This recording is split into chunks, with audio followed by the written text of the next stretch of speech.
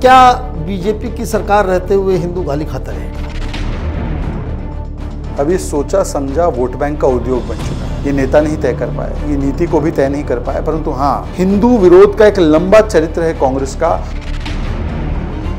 हिंदू को देनी है गाली ताकि मिले वोट बैंक की ताली। ममता दीदी तिलक लगाने से मना कर देती है और जय श्री राम के प्रति उनका क्या मन है वो तो आपने देखा है।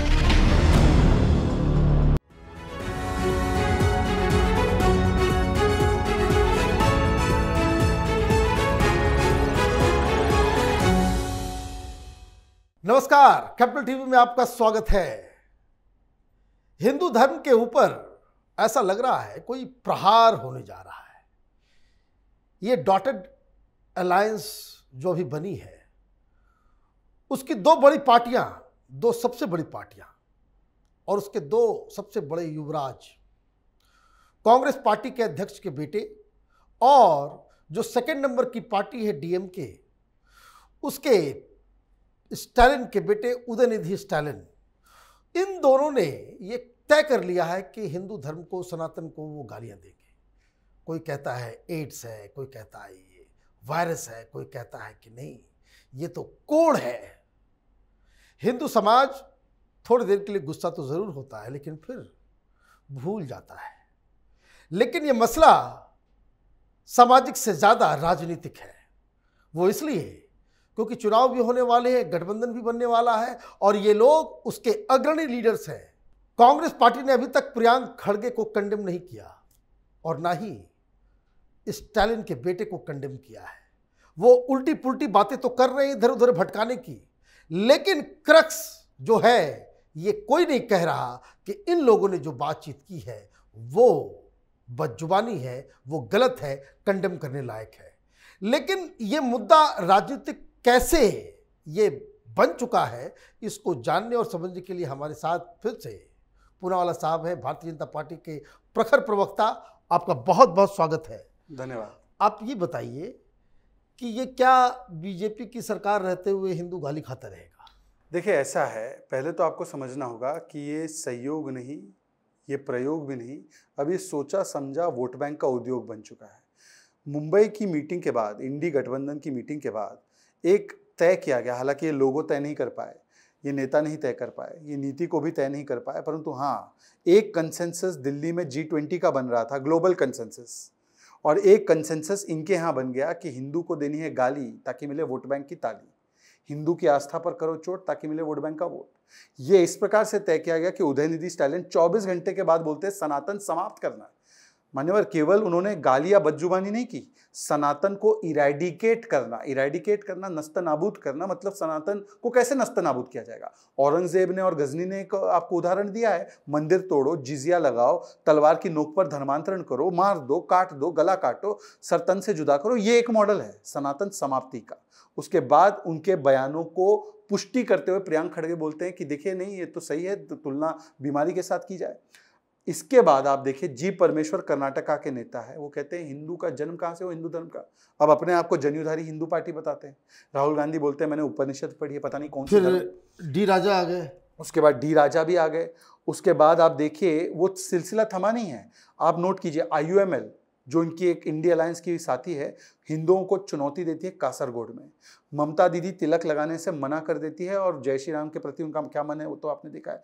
केवल ममता दीदी नहीं, सिद्धरामैया भी अभी जब तेलंगाना में कार्यक्रम हुआ उनका, वहां पर तिलक और आरती को दूर कर देते हैं। और फिर आरजेडी और समाजवादी पार्टी के बयान, समाजवादी पार्टी कहती है हिंदू धर्म धोखा है। आरजेडी के चंद्रशेखर लगातार शिक्षा मंत्री है, वो कहते हैं रामचरितमानस साइनाइड की तरह, पोटेशियम साइनाइड। और इसी कालखंड में ये इंडी गठबंधन 14 पत्रकारों को बॉयकॉट करता है, पर इनके बयानों को बॉयकॉट नहीं करता। राहुल गांधी, अखिलेश यादव, तेजस्वी यादव, अरविंद केजरीवाल, ये तमाम जो लोग हैं, इनका एक कॉन्डेमनेशन का बयान नहीं आता। उसके बाद दिल्ली में मीटिंग भी होती है, परंतु दिल्ली के भी मीटिंग में कोई खंडन करने वाला बयान नहीं आता। इसका मतलब साफ है कि ये एक विषय ऐसा है जिस पर फुल कंसेंसस है कि हिंदू को देनी है गाली ताकि मिले वोट बैंक की ताली। इसलिए अभी तक वो सिलसिला रुका या थमा नहीं है। और कांग्रेस का तो हिंदू विरोध का पुराना इतिहास है। और दर्शकों को ये जानना जरूरी है कि ये सारी चीजें, जितनी बातें पूनावाला साहब ने भी बताई, वो सारी चीजें गठबंधन, ये INDIA गठबंधन पटना मीटिंग के बाद की घटनाएं हैं, कोई पुरानी कहानी नहीं है। इसलिए इसमें एक साजिश, इसमें एक स्ट्रेटजी नजर आ रही है। नहीं, स्ट्रैटेजी नहीं, पूरा कोऑर्डिनेशन के साथ कोऑर्डिनेटेड एफर्ट है। क्योंकि आप देखिए, जिस दिन ये कहते हैं, केसी वेणुगोपाल ने क्या कहा, उन्होंने ये नहीं कहा कि हम उसका खंडन करते हैं, उन्होंने कहा सर्वधर्म संभाव होना चाहिए। ठीक है, तो बहुत ही ऐसी बातें हैं, सभी लोग कहते हैं, और कहते हैं अभिव्यक्ति की आज़ादी है, मतलब कि सनातन की समाप्ति की बात करना ये अभिव्यक्ति की आज़ादी का हिस्सा है। मान लीजिए अगर कोई और धर्म के विषय में ये बोला जाता, मान लीजिए, अर्ज कीजिए, कोई अल्पसंख्यक के धर्म के बारे में कहा जाता, तो अभी तक मोमबत्तियां निकालकर ये लोग यूनाइटेड नेशंस पहुंच जाते कि यहां पर तो उस अल्पसंख्यक का जीना हराम हो चुका है, जी ही नहीं पा रहा है, नरसंहार हो रहा है। नुपुर शर्मा को देखिए, बिल्कुल क्लासिक एग्जाम्पल तो है। मैं यही कह रहा हूं कि अब बताइए कि जिन लोगों ने उसकी गिरफ्तारी की मांग की, नुपुर शर्मा की, आज वो उदयनिधि स्टैलिन, जो कि क्लियर कट हेट स्पीच है, मद्रास हाईकोर्ट ने भी कहा बिना किसी डाउट। उसके बाद आप देख लीजिए जो बयान आया है प्रियंक खड़गे का, या देख लीजिए जो लगातार बयान दे रहे हैं समाजवादी पार्टी और आरजेडी के नेता, क्या ये हेट स्पीच से कम है क्या? और देखिए, ये मानसिकता रही है, मानसिकता उनकी हमेशा से रही है, कांग्रेस पार्टी की तो खैर लंबे समय से रही है। पहले प्रभु श्री राम के अस्तित्व पर सवाल, राम मंदिर का विरोध, हिंदू गंदा शब्द है, हिंदू में जो गीता में जिहाद सिखाया जाता है, हिंदू विरोध का एक लंबा चरित्र है कांग्रेस का, और उसी को आगे ले जाते हुए अब पूरा इंडी गठबंधन एक ही स्वर में बोल रहा है और एक ही विषय पर कंसेंसस है, बाकी किसी विषय पर कंसेंसस नहीं। अभी तक लोगों नहीं आ पाया, उनका लोगों पे 3 मीटिंग हो गई, नहीं आ पाया, लोगों के लिए क्या करना है वो नहीं आ पाया, नेता नहीं आ पाया, नीति नहीं आ पाई, नियत तो दिख ही रही है, केवल एक विषय पर कंसेंसस है कि सनातन को गाली दो, सनातन हिंदू को गाली दो, और बाकी छोड़िए। अब पहले जब सनातन का शब्द निकला तो इन्होंने क्या कहा, सनातन मतलब जाति व्यवस्था, जाति व्यवस्था। हालांकि वो लंबी डिबेट है कि जाति व्यवस्था थी या उसको मैनिपुलेट किया गया और आक्रांताओं ने उसको रूप दिया, परंतु उसके बाद तो ए राजा ने क्लियर कट बोल दिया ना, Hindu religion is a menace to the world. उसका जो यूट्यूब पे वीडियो डाला गया अन्नामलाई जी के द्वारा, उसमें तो साफ साफ कह रहा है वो, Hindu religion is a threat, is a menace. तो अब तो वो जो एक फिगलीफ था, जो अपने आप को बचाने के लिए कवर फायर इस्तेमाल किया जाता था, नहीं सनातन कुछ और है, सनातन इसका मतलब है, वो भी हट गया, क्योंकि उन्होंने तो सीधे सीधे हिंदू रिलीजन को कहा। अब मैं पूछना चाहता हूं, जनेऊधारी हिंदू राहुल, देवी पाठ बोलने वाली प्रियंका, चंडी पाठ करने वाली ममता, अपने आप को सबसे बड़ा पुरोधा बताने वाले अरविंद केजरीवाल, जो कहते हैं मैं तीर्थ यात्रा पर भेज रहा हूं लोगों को, और तेजस्वी अखिलेश जी, जिनके स्वप्न में श्री कृष्ण आते हैं, ये कहाँ है? ये सब चुनाव के समय आते हैं, ये सब चुनाव के समय आते हैं। इसलिए हमारे देश में, मैं हमेशा कहता हूँ, सीजनल फ्रूट भी है और सीजनल हिंदू भी है।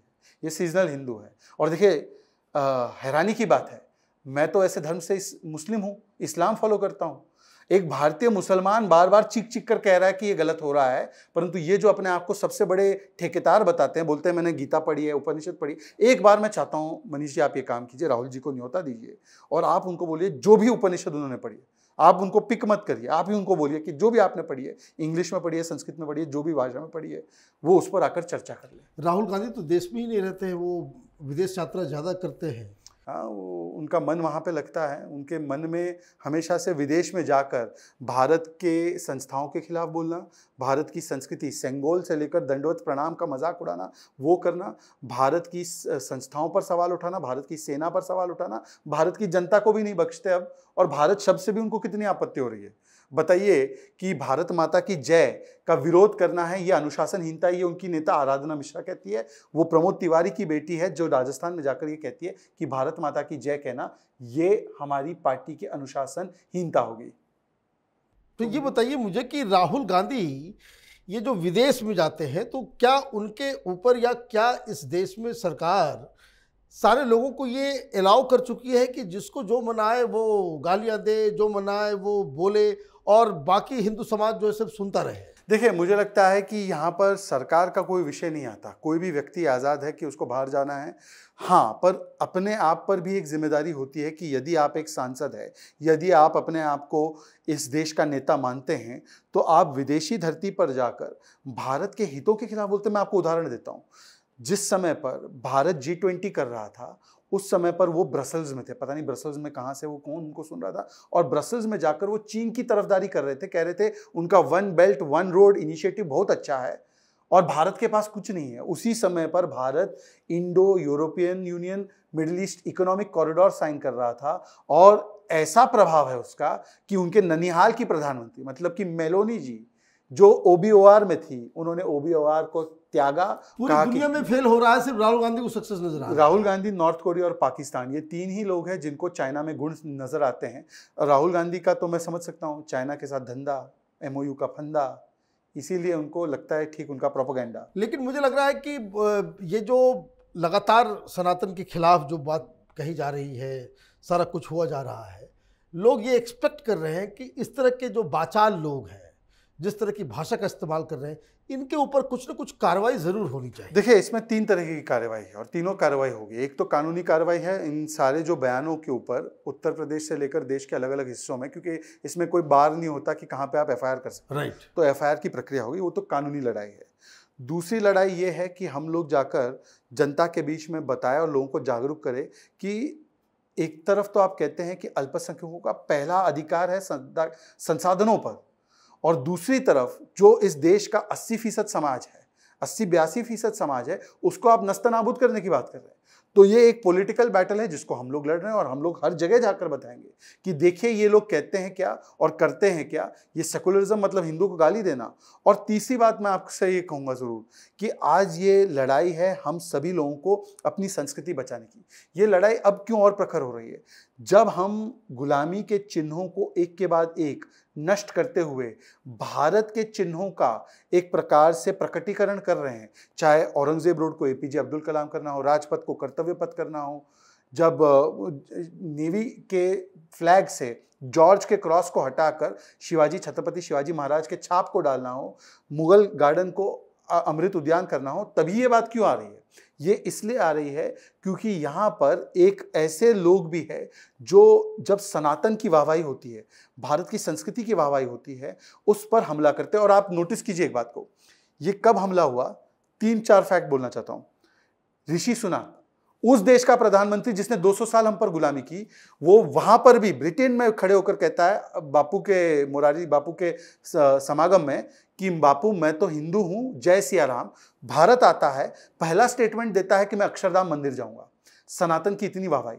दूसरी बात, चंद्रयान 3 का जब टच पॉइंट होता है चंद्रमा के दक्षिणी ध्रुव पर, तो मोदी जी कहते हैं कि इसका नाम होना चाहिए शिव शक्ति पॉइंट, मतलब चंद्रमा पर भी सनातन का पताका लहरा रहा है। और तीसरा पॉइंट, आज तो राम मंदिर, गगनचुंबी राम मंदिर बनने वाला है, मतलब कि इतना बड़ा विश्वास और आस्था का एक इतना बड़ा सनातन का पताका लहराएगा भारत की खुले आसमान में। तब ये स्टेटमेंट देना जब सनातन का पूरा डंका बज रहा है। अच्छा, एक और चीज मैं आपको बताता हूं, आपके व्यूअर्स को मैं काम दे रहा हूं। 1955 में सऊदी के किंग आए थे भारत, काशी गए थे। नेहरू जी ने क्या किया था? गूगल कीजिएगा, काशी को कैसे ढका गया था। राइट। और आज जब मोहम्मद बिन सलमान आते हैं, मोदी जी हाथ पकड़ते हैं और कोणार्क का चक्र दिखाते हैं। कोणार्क का वही चक्र दिखाते हैं जिसको हमारे साधु संतों ने बनाया, और उस साधु संतों ने उसमें केवल आस्था नहीं, विज्ञान का परिचय दिया, क्योंकि सूरज और चंद्रमा की दिशाओं को देखकर हम समय बताते थे। इसरो ने आज सूरज को ऑब्जर्व करने के लिए आदित्य L1 को भेजा, चंद्रमा के ऊपर तो हमारा विक्रम लैंडर पहुंच गया। और जब भारत मंडपम में प्रवेश करते हैं सारे देशों के लोग, तो पहला क्या देखते हैं? नटराज जी की मूर्ति। और वो नटराज जी की मूर्ति केवल हमारी आस्था का परिचय नहीं है, वो नटराज जी की मूर्ति CERN, जहां पर सब एटॉमिक पार्टिकल रिसर्च होता है, उसके बाद बाहर भी हूबहू वही मूर्ति है। पता है क्यों वो मूर्ति है? नटराज जी की मूर्ति अगर आप देखोगे तो 2 दाहिने हाथ है, 2 बाएं हाथ है, एक पैर असुर पे है, दाहिना पैर। 2 दाहिने हाथ में क्या है? एक हाथ में आप देखेंगे डमरू है, आर ग्लास की तरह है, सततता बताता है समय का। एक जो है अभय मुद्रा में है।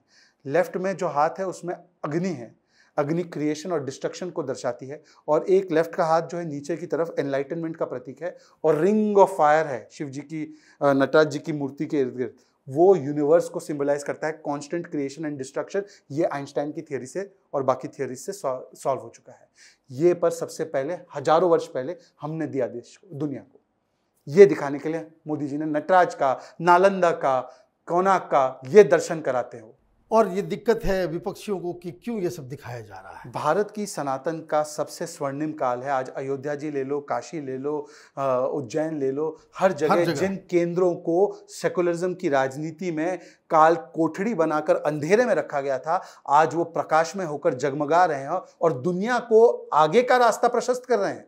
तो इस समय पर, और देखिए एक और आखिरी बात कहूंगा, एक तरफ तो चाइना का एक फिलॉसफी है वर्ल्ड डोमिनेशन का, वो कहता है one border one road, one belt one road. हमने नारा दिया तो हमने नारा क्या दिया? वसुधैव कुटुंबकम, वन फैमिली वन अर्थ। वो संप्रभुता पर हमला करता है, हम संप्रभुता का संरक्षण करते हैं। हम विश्व को डोमिनेट, उस पर आधिपत्य नहीं जमाना चाहते, हम विश्व को मित्र की तरह अप्रोच करते हैं। इसीलिए ये हम दोनों में अंतर है और राहुल गांधी उस सोच के साथ खड़े हैं। परंतु जो सनातन परंपरा विवेकानंद जी से लेकर भारत ने G20 में उसी कालखंड में दिया जो 130 वर्ष पहले स्वामी विवेकानंद जी ने दिया, उसका विरोध करने वाले ये लोग हैं। और इसीलिए जो केवल आप कह रहे हैं सनातन को गाली देने का नहीं, सनातन को समाप्त करने का, और जिस समय पर सनातन का पताका लहरा रहा है पूरे ब्रह्मांड में, उसको नीचा दिखाने का, वो कहीं ना कहीं स्ट्रेटेजिक एक इंटरेस्ट है उनका। आपका बहुत बहुत धन्यवाद। आपने डिटेल में इन सारी चीज़ों के बारे में जानकारी दी, इसमें कोई डाउट ही नहीं है। हिंदुस्तान का ये पिछला 8-9 साल, प्रधानमंत्री मोदी अगर उस जगह पे नहीं होते जहाँ पे हैं, हिंदुस्तान आज स्थिति में नहीं होता कि जहाँ हम गर्व से अपने देश के बारे में कुछ बातचीत कर सकते थे। हम लोग पिछले 25 सालों से मीडिया, न्यूज़ और एज ए प्रोफेशनल काम धाम करते आ रहे हैं। 2004 से पहले जब अटल बिहारी वाजपेयी की सरकार थी, तब हम लोग राजनीति में ये डिस्कस किया करते थे कि अगली शताब्दी जो है वो हिंदुस्तान की होगी। लेकिन कांग्रेस और यूपी की सरकार आई, ये आपके लिए भी एक काम है। आप ढूंढिए किसी भी अखबार में, किसी भी ओपिनियन राइटर्स के द्वारा इस चर्चा को ही समाप्त कर दिया गया कि हिंदुस्तान दुनिया में कुछ अच्छी भूमिका निभा सकता है, एक ग्लोबल लीडर बन सकता है। 2014 में प्रधानमंत्री मोदी आए, उन्होंने विजन दिया तो लोग मजाक उड़ा रहे थे। आज 2023 की समाप्ति पे खड़े हैं और हिंदुस्तान के सामने पूरी दुनिया नतमस्तक है। आप देखते रहिए कैपिटल टीवी। हमारे वीडियोस को लाइक कीजिए, शेयर कीजिए और हमारे चैनल को सब्सक्राइब कीजिए। धन्यवाद।